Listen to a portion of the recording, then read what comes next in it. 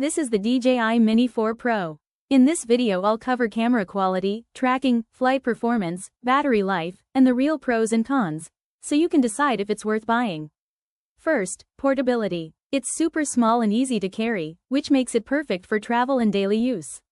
Now the controller options. You can use your phone, or get the RC2 with a built-in screen.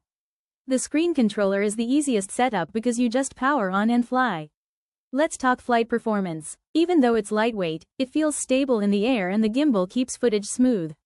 In stronger wind it can move more than bigger drones, but it still performs really well for its size. The big upgrade is obstacle sensing and safety features.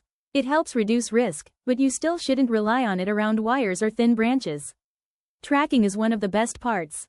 ActiveTrack makes it great for solo creators, walking, running, or getting cinematic follow shots without another person.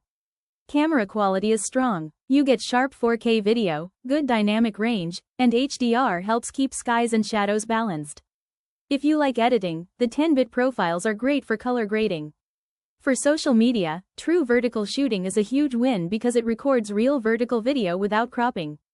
Battery life is solid, but real flight time depends on wind, speed, and temperature. If you fly often, extra batteries are worth it.